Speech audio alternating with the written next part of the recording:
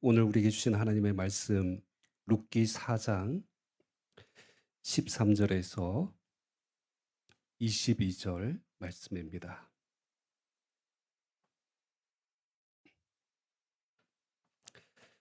구약 성경 룻기 4장 13절에서 22절 말씀 제가 봉독합니다. 이에 보아스가 룻을 맞이하여 아내로 삼고 그에게 들어갔더니 여호와께서 그에게 임신하게 하심으로 그가 아들을 낳은지라. 여인들이 나오미에게 이르되 찬송할지로다. 여호와께서 오늘 내게 기업 물을 자가 없게 하지 아니하셨도다. 이 아이의 이름이 이스라엘 중에 유명하게 되기를 원하노라. 이는 내 생명의 회복자이며 내 노년의 봉양자라. 곧 너를 사랑하며 일곱 아들보다 귀한 내 며느리가 낳은 자로다 하니라. 나오미가 아기를 받아 품에 품고 그의 양육자가 되니 그의 이웃 여인들이 그의 이름을 지어주되 나오미에게 아들이 태어났다 하여 그의 이름을 오벳이라 하였는데 그는 다윗의 아버지인 이새의 아버지였더라. 베레스의 계보는 이러하니라. 베레스는 헤스론을 낳고 헤스론은 람을 낳고 람은 암미나답을 낳았고 암미나답은 나손을 낳았고 나손은 살몬을 낳았고 살몬은 보아스를 낳았고 보아스는 오벳을 낳았고 오벳은 이새를 낳고 이새는 다윗을 낳았더라. 아멘. 우리를 향한 하나님의 말씀입니다. 하나님의 말씀을 늘 가까이 하며 또 주의 성전에 뜰 아래 거하며 주의 음성 듣기를 소망하는 우리 새들의 심령들에게 하나님께서 말씀으로 이 시간 만져 주시옵소서. 주님의 음성을 듣고 그 세미한 음성 가운데 우리의 길과 걸음을 이끄시고 인도하시는 하나님의 보이지 않는 그 손의 역사를 경험케 하여 주시옵소서. 오늘 이 시간 말씀을 전하는 자나 듣는 자나 또 이 말씀 속에서 살아계신 하나님의 그 놀라우신 비밀한 뜻을 발견케 하여 주시옵시고 사람의 생각과 또 언어와 또 말로 표현하지 못하는 하나님의 그 비밀한 것들을 지혜와 계시의 영으로 깨닫게 하여 주시옵소서. 예수 그리스도의 이름으로 기도하옵나이다. 아멘.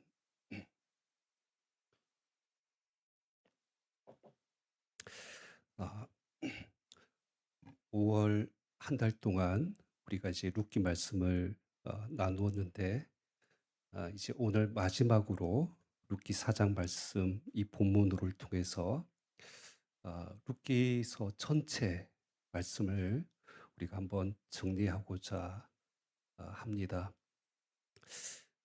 지난주 말씀 잠깐 우리가 좀 복습하면 보아스는 성문에서 장로들과 그리고 모든 백성이 지켜보는 그 앞에서 자신이 기업을 물을 자로서 나오미의 며느리이고 모압 이방 여인이었던 룻을 자기 아내로 맞이하겠다.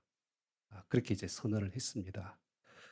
그리고 이제 오늘 본문 13절 말씀에 보면 보아스가 룻을 맞이하여 아내로 삼았다라는 이 이야기. 그러니까 보아스와 룻이 드디어 결혼을 하였다. 이제 이 이야기로 오늘 말씀이 끝이 납니다. 여러분 해피엔딩이죠. 근데 한편으로 여러분께서 이 룻기서 말씀을 보실 때 자칫 잘못 오해하고 그릇된 해석을 좀 할 수가 있습니다. 예를 들어서 이런 거예요. 우리 동화 신데렐라의 이야기처럼 그러니까 세상에서 뭐 멸시받고 천대받았던 그런 어떤 그 룻이 뭐 백마탄 왕자를 만나서 어, 그 인생이 바뀌고 그리고 오래오래 행복하게 살았더라. 그러니까 이런 어, 그 동화의 이야기처럼 그 인생이 바뀌는, 팔자가 바뀌는 뭐 그런 이야기로 우리가 좀 오해할 수 있습니다.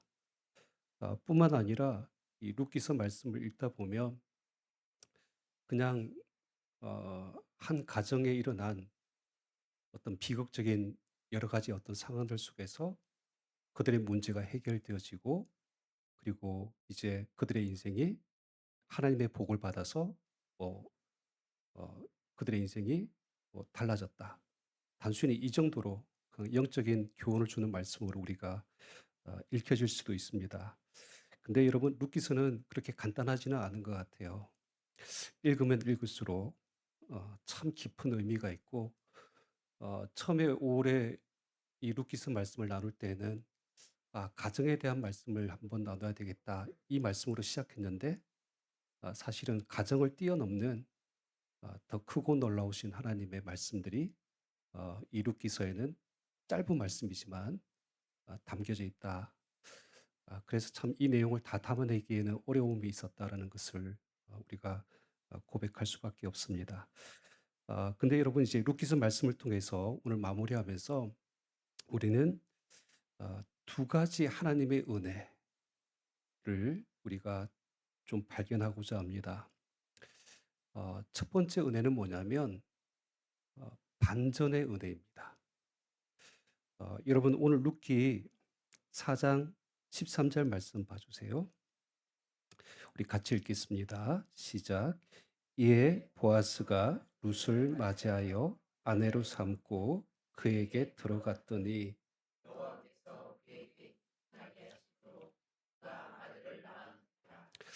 그러니까 왜 이 말씀이 반전이냐면, 그러니까 여러분께서 룻기 1장과 4장을 한번 비교를 하실 필요가 있습니다. 여러분, 룻기 1장이 어떤 내용으로 시작됐습니까? 엘리멜렉 가정의 죽음의 이야기로 시작합니다. 그 룻기 1장 1절에서 그 1장 3절에서 5절 말씀을 한번 보시면 3절에 이런 내용이 나오죠. 나오미의 남편 엘리멜렉이 죽고 나오미와 그의 두 아들이 남았으며, 또 5절에 보니까 말론과 기론의 두 아들이 다 죽고 그 여인은 두 아들과 남편의 뒤에 남았더라.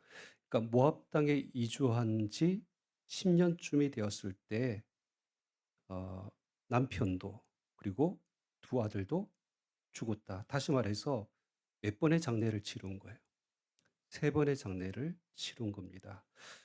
근데 이제 오늘 룻기서 4장 말씀을 보면 결혼의 이야기로 지금 그렇게 끝납니다. 그러니까 다시 말해서 룻기서는 장례식 이야기로 시작했다가 결혼식 이야기로 끝나는 이 반전의 이야기죠. 그뿐만이 아닙니다. 단지 이제 결혼이 끝이 아니고 오늘 룻기서 4장에 보니까 13절에 보면 생명의 소식이 주어지죠. 13절에 여호와께서 그에게 임신하게 하심으로 그가 아들을 낳은지라. 그러니까 룻기서 1장에서는 죽고 죽고 죽었더라. 이렇게 그 말씀이 시작됐는데 4장에서는 낳고 낳았더라. 그리고 우리가 뒤에 읽었던 베레스의 계보를 보면 계속 어떤 표현이 나옵니까? 낳았더라. 낳았고 낳았고 낳았고 낳았더라. 그러니까 다 죽어서 단절되고 가문이 끊어지고 몰락했다고 생각했는데, 이제 4장에 이르러서는 하나님께서 룻의 태를 열어서 그녀가 아들을 낳게 하심으로 이제 새로운 생명이 태어나는 이 이야기로 끝나고 있다는 것이죠. 그러니까 이제 룻기서는 죽음으로 시작했지만, 그리고 절망과 실패와 몰락으로 시작했지만 생명과 기쁨과 희망으로 끝나는 반전의 역사를 기록하고 있는 말씀이 룻기 말씀인 것입니다. 이와 같은 반전의 이야기는 사장에 참 많이 나와요. 또 다른 반전들이 몇 가지가 있습니다. 여러분, 오늘 룻기 4장 14절 말씀도 한번 봐주세요. 14절 우리 같이 읽겠습니다. 시작. 여인들이 나오미에게 이르되 찬송할지로다. 여호와께서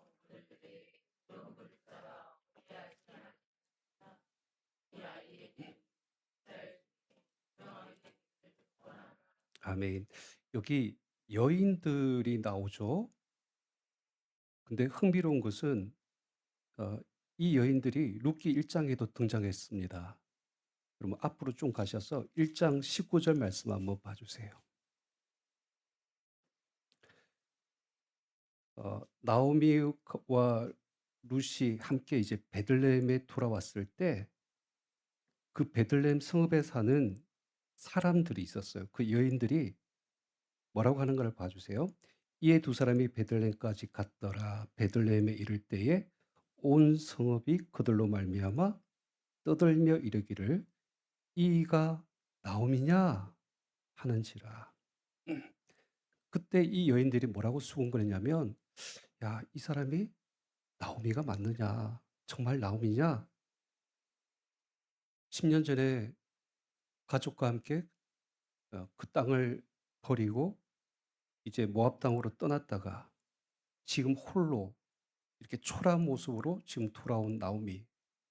그리고 그 옆에 보니까 이상한 모압 여인이 며느리라고 같이 따라왔다는데 그 모습을 보면서 정말 저 사람이 나오미가 맞느냐라고 뒤에서 수군거리며 이 떠들며 이 표현이 사실은 원어적인 의미는 비아냥거리며 조롱하다 이런 뜻이거든요. 떠들며 그렇게 수군거렸던 악담을 했던 그 여인들이 바로 이 여인들입니다. 근데 오늘 4장에 보니까 동일한 이 여인들의 말이 바뀌어요.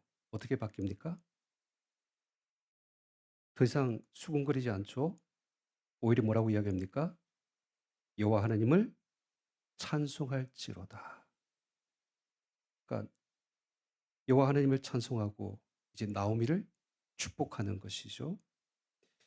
그러니까 이 무슨 이야기냐면 지금 이제 4장까지 이어지는 이 쭉 모든 내용을 통해서 나오미의 그 인생을 하나님께서 불쌍히 여기시사 그의 노년에 이제 기업을 물을 자, 그 자손을 얻게 하시고 그리고 이제 믿음의 가정을 이루는 이 모습을 보면서 하나님께서 그 가운데서 이 나오미와 룻과 함께 하심을 그들이 지켜본 것이죠. 그러면서 이제 하나님을 찬송하고 그 태어난 아이가 이스라엘 중에서 유명하게 되기를 축복하는 그 이야기로 오늘 말씀이 끝나고 있습니다. 1장에서는 저주와 험담하는 말로 시작했지만 4장에서는 축복하고 찬송하는 말로 바뀌고 있다는 것이 또 오늘 본문의 또 다른 반전의 이야기입니다. 한 가지만 좀 더 볼까요? 여러분 오늘 말씀에 어, 룻의 인생에도 어, 놀라운 하나님의 반전이 있습니다. 여러분 4장 15절 말씀 봐주세요. 15절 이는 내 생명의 회복자이며 내 노년의 봉양자라 곧 너를 사랑하며 일곱 아들보다 귀한 내 며느리가 낳은 자로다 하니라. 그러니까 똑같이 지금 베들레헴의 여인들이 어떤 말을 지금 하느냐 하면 지금 나오미의 며느리 그 룻에 대해서 뭐라고 지금 평가하고 있습니까? 사람들이 지금 뭐라고 하고 있죠? 일곱 아들보다 귀한 내 며느리라고 표현합니다. 그러니까 여러분 이것이 관용적인 표현인데 일곱이라는 숫자는 항상 성경에서 완전수이고 충족의 수이죠. 그러니까 고대 사회에서 아들이 7명이다. 무슨 뜻입니까? 그만큼 하나님께서 완전한 가장 큰 복을 주셨다. 이런 개념이 있거든요. 근데 그 일곱 아들보다 더 귀하다는 것은 어떤 의미예요? 며느리에 대한 최고의 칭찬이고 그리고 그가 정말 하나님의 은혜이고 복된 며느리였다라는 것을 말씀하고 있는 것입니다. 왜 이것이 반전이냐 하면 여러분 여러분 룻기 1 장에 그 룻이 시어머니 나오미와 함께 베들레헴에 왔을 때 사람들이 그 룻을 어떻게 불렀는가를 한번 보시면 알 수가 있어요. 룻기 1장 22절 말씀 한번 봐 주세요. 룻기 1장 22 절. 나오미가 모압 지방에서 그의 며느리 누굽니까? 모압 여인 룻과 함께 돌아왔는데라고 표현되어 있죠. 성경은 이때까지만 하더라도 룻을 어떻게 부르고 있습니까? 그렇죠. 그는 모압 여인 룻이다라고만 부르고 있어요. 그리고 한 장 더 넘기셔서 2장 5절 6절 말씀 봐주세요. 5절 보아스가 베는 자들을 거느린 사환에게 이르되 이는 누구의 소녀냐 하니 베는 자를 거느린 사환이 대답하여 이르되 이는 나오미와 함께 모압 지방에서 돌아온 누구라고요? 모압 소녀인데라고 이야기합니다. 그러니까 여러분 룻을 부르는 호칭이 계속 뭐라고 나오고 있습니까? 앞에 수식어가 그렇죠. 모압 여인이고 모압 소녀다. 이 꼬리표가 계속 달려져 있습니다. 무슨 의미일까요? 그렇죠. 그러니까 이건 일종의 낙인을 찍는 것과 같은 개념입니다. 차별이에요. 왜냐하면 여러분 그 신명기 23장 3절 말씀에 보면 율법에 이런 말씀이 있어요. 암몬 사람과 모압 사람은 여호와의 총회에 들어오지 못하리니.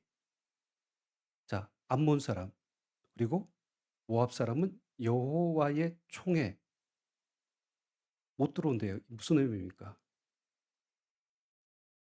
하나님의 백성이 될 수 없다는 거예요. 영원히 하나님 나라의 백성이 될 수 없는 이방인이다. 그 꼬리표가 지금 룻에게 계속 따라붙고 있었는데 오늘 사장에 보니까 이제 사람들이 뭐라고 부릅니까? 일곱 아들보다 귀한 내 며느리라고 그렇게 부르고 있다는 것이죠. 그러니까 더 이상 룻을 모압 여자라고 부르지 않습니다. 그리고 모압 소녀라고 낮추어서 그렇게 부르지도 않습니다. 어느 순간에 지금 롯은 하나님의 총회에 속한 하나님의 백성으로 인정을 받고 있다. 이 반전이 일어났다는 거예요. 여러분 우리가 룻기를 시작하면서 그 말씀이 기억나시죠? 시어머니 나오미를 따라오면서 룻이 꿈꾸었던 것은 오직 한 가지였습니다. 무엇이었죠? 어머니의 백성이 나의 백성이 되고 어머님의 하나님이 나의 하나님이 되는 것. 그 소원이 지금 사장에 이루어진 것이죠. 어, 제가 처음 아마 1장 말씀 전할 때 아마 이 부분 말씀드렸을 거예요. 원래 우리 성경에 보면 룻기서는 여호수아, 사사기, 그 다음이 룻기서라고 말씀을 드렸죠. 근데 원래 히브리 성경에 보면 룻기서는 어디 성경 뒤에 나온다고요? 잠언. 왜 잠언 뒤에 나온다고요? 룻기 30 아니지 잠언 31장에 현숙한 여인을 누가 현숙한 여인을 찾아 얻겠느냐. 그의 값은 진주보다 더하니라. 현숙한 여인의 이야기로 잠언의 이야기가 끝나는데 그다음에 누구 이야기가 나온다고요? 룻의 이야기예요. 그래서 성경에서 우리에게 보여주는 룻기는 이스라엘 백성들에게 있어서 가장 지혜롭고 현숙한 믿음의 여인, 그 대표적인 인물이 누구라는 거예요? 룻이다. 이걸 보여주기 위한 것입니다.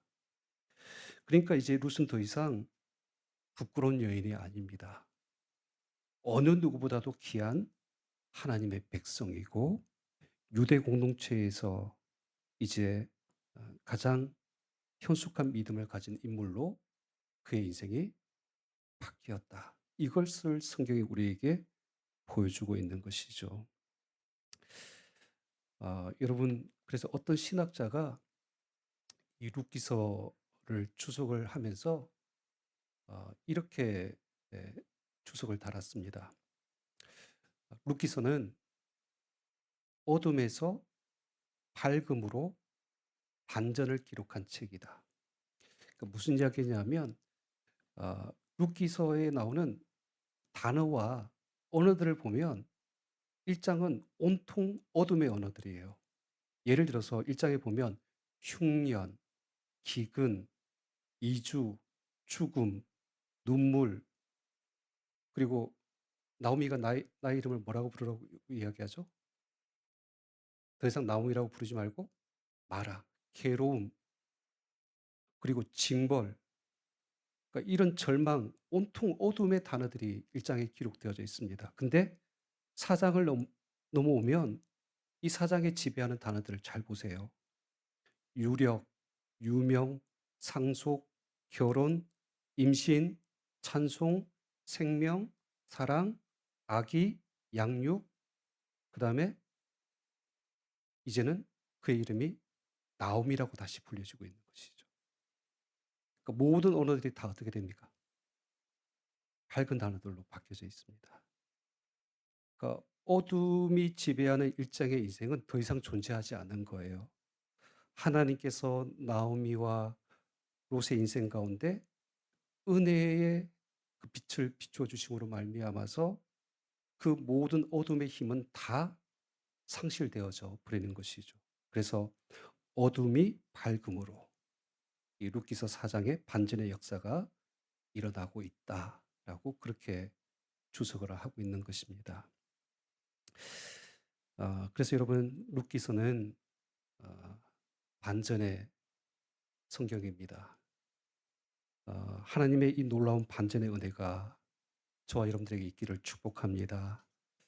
그러니까 특별히 이 말씀을 읽을 때 그러니까 단순히 그냥 룻이 그의 인생에 어떤 보아스를 만나서 하나님의 은혜로 말미암아 그의 인생이 달라졌구나, 이런 복을 받았구나, 그 정도로만 해석하시면 안 됩니다.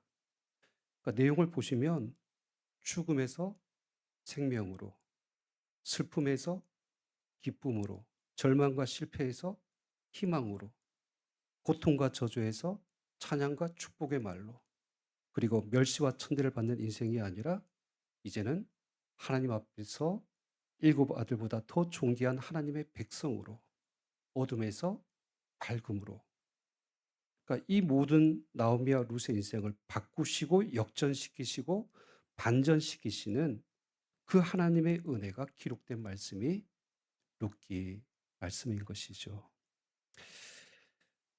저와 여러분들에게도 이 은혜가 있기를 축복합니다. 그러니까 현실은 여전히 우리 인생이 룻기 2장과 3장 사이에 있을 수 있어요. 하지만 하나님의 그 선하신 손이 그 1장과 2장과 3장 속에만 머물게 있게 하지는 않으십니다. 반드시 이 4장의 하나님의 은혜를 통하여서 우리의 인생을 새롭게 변화시키고 그리고 반전의 은혜의 역사를 일으켜 주실 줄 믿습니다. 하나님, 나에게 이 은혜가 지금 필요합니다. 지금 너무 육체적으로도 힘들고 정신적으로도 마음적으로도 관계적으로도 힘듭니다. 하지만 이 모든 것들을 하나님의 선하신 손으로 변화시켜 주시옵소서. 이 기도로 한 주 동안 주님의 은혜를 구하시는 저와 여러분 되시기를 축복합니다. 자, 그런데 여기서 중요한 것이 있습니다. 이런 반전의 은혜. 여기서 중요하게 놓치지 말아야 될 것이 뭐냐? 어떻게 이와 같은 반전의 은혜가 가능했을까요? 어떻게 룻의 인생이, 나오미의 인생이 그 인생 가운데 반전의 역사가 일어났습니까? 답은 너무나 간단합니다. 누구를 만났기 때문에. 정확하게 표현하셔야 돼요. 보아스를 만났기 때문에. 여러분, 룻기서에서 보아스는 고해를 상징하는 자라고 말씀을 드렸죠.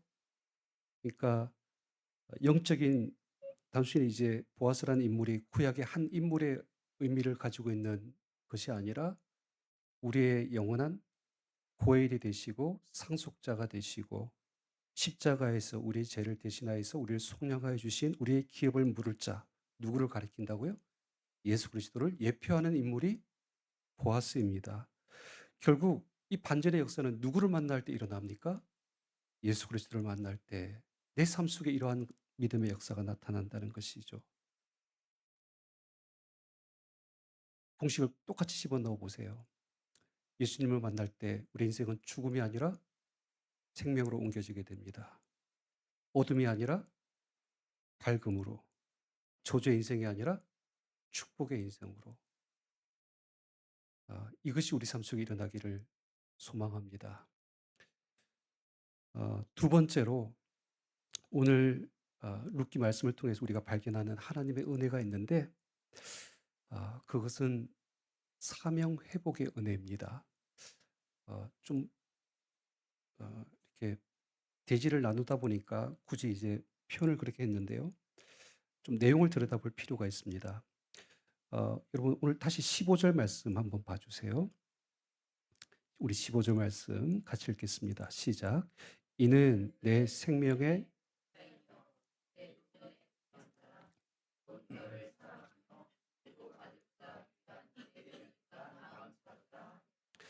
자, 성경이 지금 보아스와 룻을 통해서 태어난 이 아이에 대해서 묘사하면서 뭐라고 표현하냐면 이는 내 생명의 회복자이며 또 한 가지 더 내 노년의 봉양자라라고 그렇게 표현합니다. 그러니까 여러분 이 말 언뜻 들으면 어떻게 지금 해석이 되어지세요? 그러니까 룻과 보아스를 통해서 태어난 그러니까 손주잖아요. 나오미에게 손주는 그의 생명을 회복할 수 있도록 더 나아가서 늙은 나오미를 부양하는 그런 자이다라는 이제 이런 의미로 1차적으로 그냥 문자적으로 해석이 될 수 있어요. 근데 좀 이 말은 좀 의역이 필요합니다. 여러분 여기 생명의 회복자 무슨 의미일까요? 생명의 회복자. 원어로는 이 메시브 네페시라고 이렇게 기록되어 있습니다. 네페시는 영혼이라는 단어예요. 그다음에 여기 앞에 나오는 메시브라는 이 단어가 오늘은 어디 무슨 단어냐면 슈브 돌아오다라는 뜻이거든요. 그러니까 생명을 내 영혼이 돌아오다. 그러니까 성경적인 표현을 좀 쓰면 우리 시편 23편에 보면 영원한 나의 목자시니 이렇게 쭉 하면서 그가 내 영혼을 소생시키신다. 이 표현이 지금 여기 메시브 네페시라는 이 표현과 똑같은 표현입니다. 그러니까 다시 말해서 나오미에게 지금 이 아이는 어떤 존재냐면 내 영혼을 소생시키시고 그리고 나의 생명에 활기를 불어넣는 존재이다. 지금 이 표현을 쓰고 있다는 거예요. 그리고 여기 두 번째 내 노년의 봉양자 이 말이 자꾸 이제 봉양이라는 말 때문에 우리가 그러니까 그 히브리어는 쿨이라는 단어인데 이 단어가 먹이다, 부양하다 이런 뜻도 있어요. 근데 히브리어 원어에 보면 그 중에 뜻이 어떤 뜻이냐면 지탱하다라는 뜻도 있어요. 지탱하다. 그래서 풀어서 이야기하면 나이 들고 쇠약한 노년의 나오미의 삶을 지탱해 주는 자가 바로 이 태어난 아들이라는 거예요. 그래서 잘 와닿지 않죠? 좀 쉽게 설명을 드려볼게요. 여러분 나오미 인생을 한번 생각해 볼게요.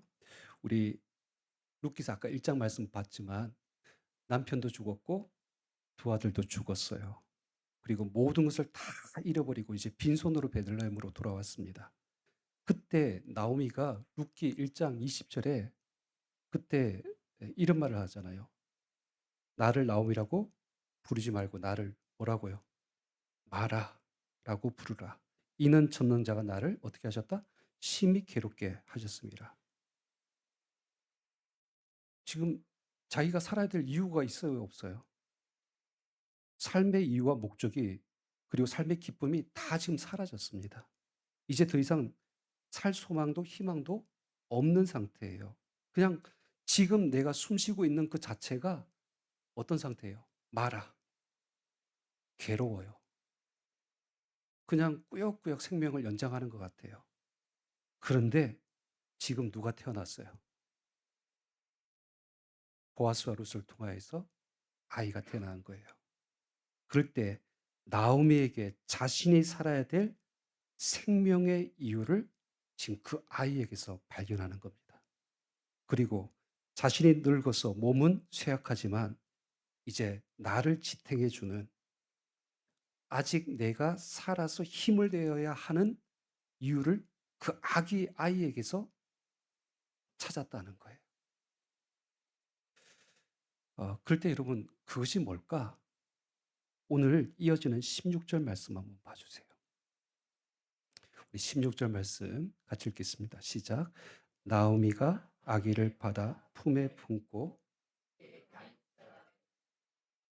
여러분, 자, 나오미가 아기를 받아서 품었어요. 그리고 나서 그가 그의 무엇이 되었다라고 이야기합니까? 양육자가 되었다. 여러분, 이 말의 의미가 뭘까요?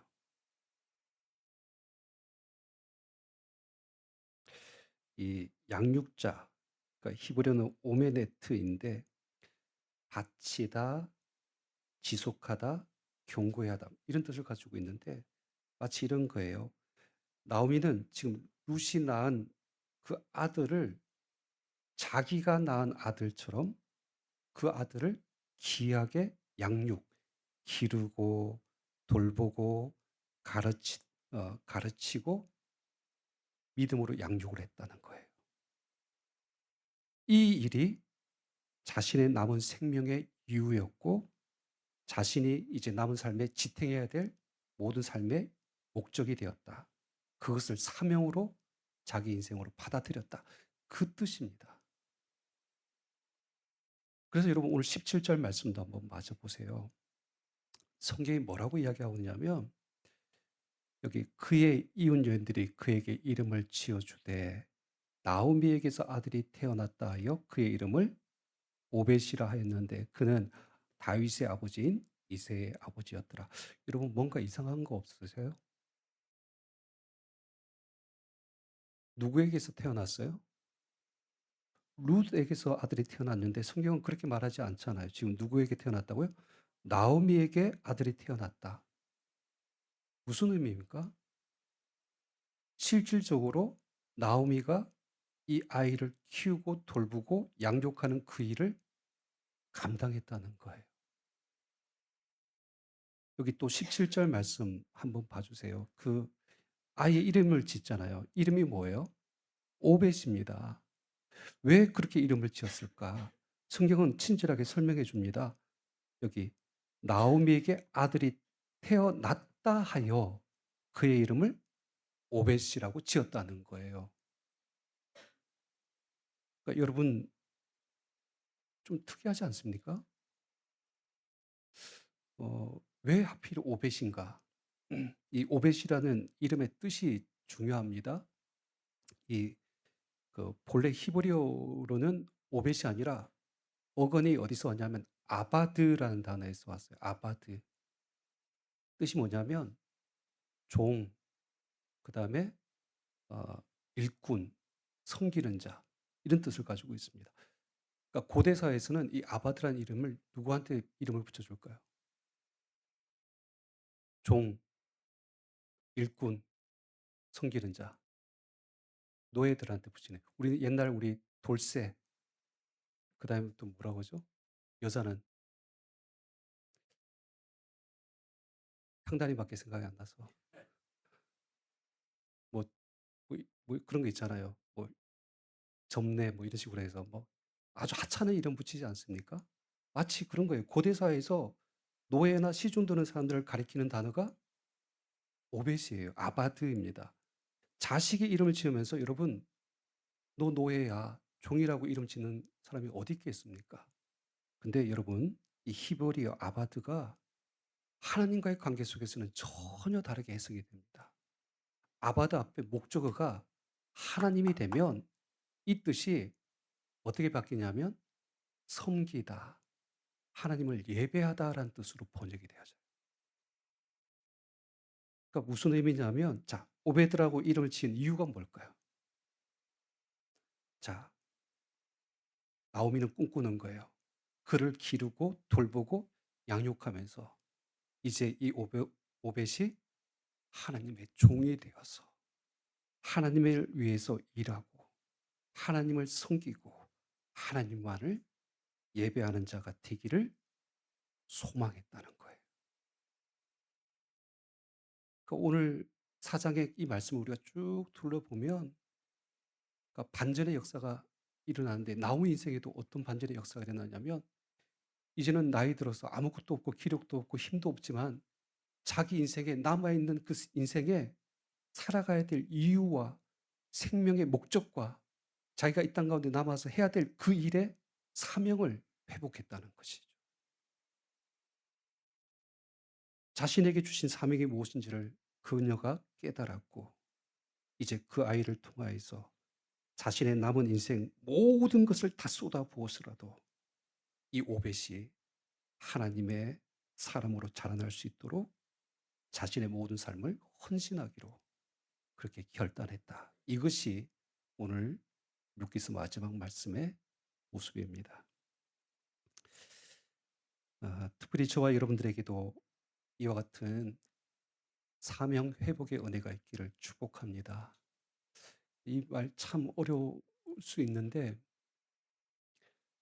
그러니까 믿음을 가지고 똑같이 우리가 살아가고 있지만 내 생명의 회복을 통해서 지금 그 생명의 어떤 목적과 이유를 정확하게 알고 살아가는 자와 그리고 내가 뭐 때문에 내 삶의 생명을 지탱해야 되는지 그 이유를 알고 살아가는 자의 삶의 모양은 달라질 수 있다는 겁니다. 그 아프리카 선교사 중에 유명한 리빙스턴 선교사님 이런 말을 했어요. 그게 뭐냐면 사명이 있는 자는 죽지 않는다. 우리는 수명을 다할 때 죽지 말고 사명을 다할 때 죽어야 된다. 여러분 이 말씀 이해가 되십니까? 그러니까 죽을 때가 되어서 죽는 인생이 아니라 사명을 다해서 죽는 인생이 우리 믿는 자들의 인생의 마지막 모습이 되어야 된다는 거예요. 가장 대표적인 예가 여러분 모세입니다. 여러분 신명기 37장 7절 말씀에 보면 모세에 대해서 어떻게 기록하고 있냐면 모세가 죽을 때 나이 120세였으나 그의 눈이 흐려지지 아니하였고 기력이 쇠하지 아니하였대요.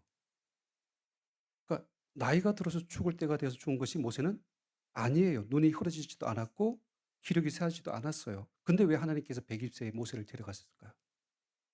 사명을 다했기 때문에 데려가신 거죠.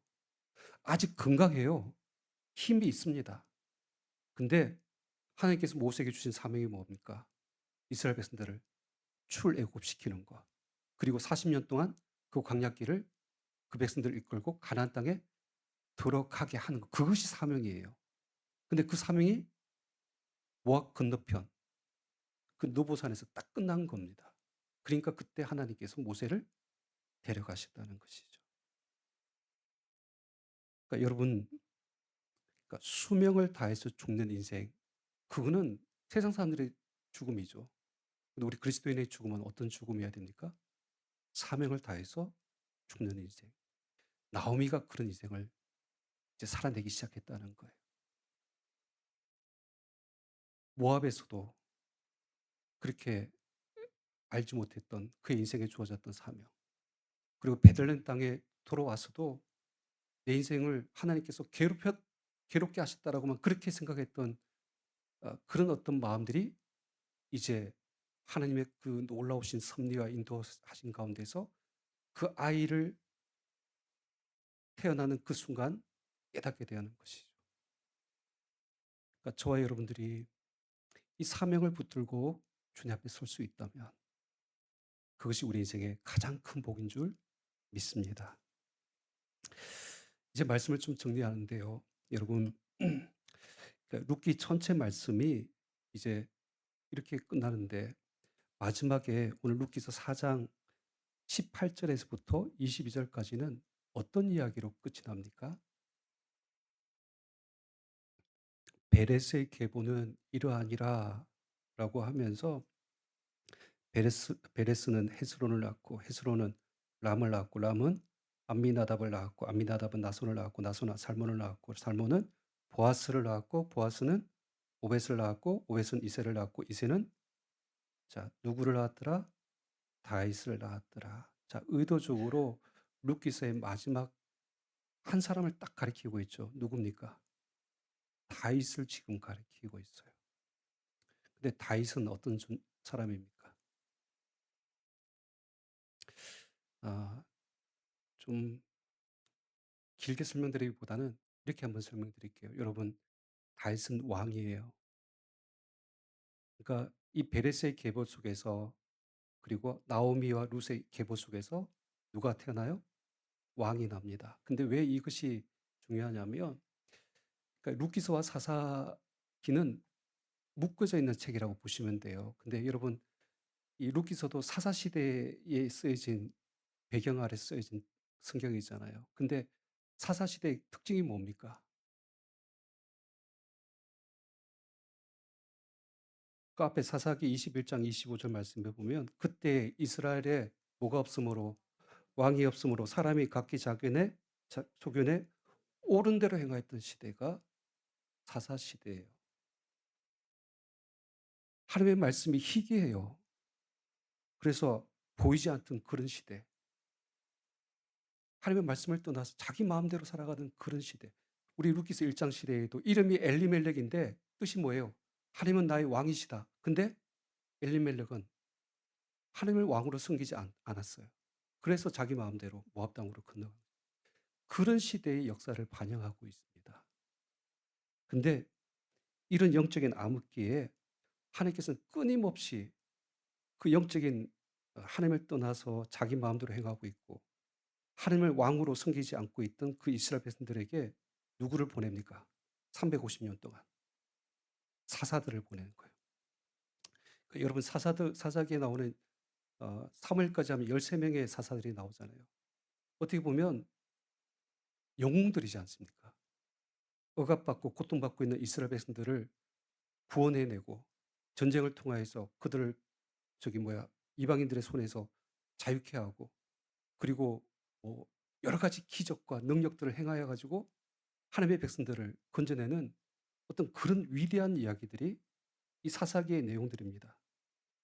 근데 350년 동안 무려 12명의 사사들이 하나님께서 보냈는데 많은 기적도 행했는데 역사는요. 바뀌지 않아요.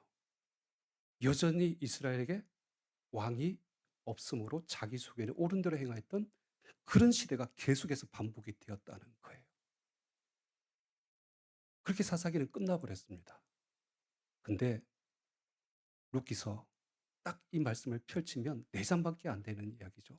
어떤 기적도 능력도 나타나지 않아요. 그냥 너무 평범하고 그냥 너무 일반적인 한 가정의 이야기, 한 사람들의 이야기가 그냥 기록되어져 있습니다. 근데 이 룻기서 마지막 말씀을 보면 다윗이라는 인물이 갑자기 하늘에서 뚝 떨어진 것이 아니라 누구로부터 시작됐다는 것을 보여주고 있습니까? 여러분, 다윗의 아버지는 누굽니까? 이새이죠. 그 다음에 이새는요, 아버지는 오벳이고요. 오벳은 보아스고요. 그리고 그 보아스의 그 아내가 룻이고요. 그리고 그 오벳의, 아니죠. 오벳의 아버지가 살몬인데 그 살몬, 그렇죠. 보아스의 아버지가 살몬인데 이때 그러니까 어, 정확하게 표현해 되겠죠. 그러니까 아버지는 이새이고 할아버지는 오벳이고 그의 정조 할아버지는 보아스이고 정조 할머니가 룻이고 그의 고조 할머니가 누구예요? 나옴이라는 것이죠.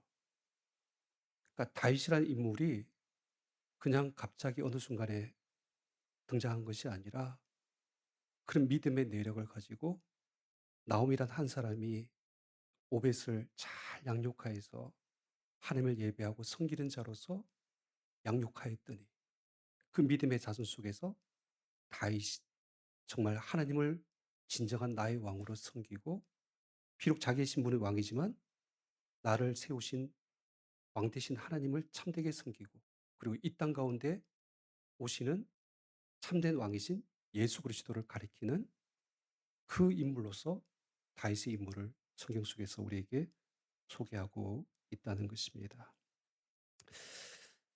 바라기는 여러분 이제 사사기를 좀 마무리하면서 룻기서 말씀을 좀 마무리하면서 그러니까 이런 결심이 있어야 될 것 같아요. 내 인생에도 이 사사 시대의 영적인 어둠이 끝나기를 하나님 기도하시길 바랍니다. 그러니까 내 인생에도 참된 왕이신 그 예수 그리스도가 내 삶의 중심에 자정하시기를 그렇게 이제 소망하고 기도하는 저와 여러분 되시기를 바라고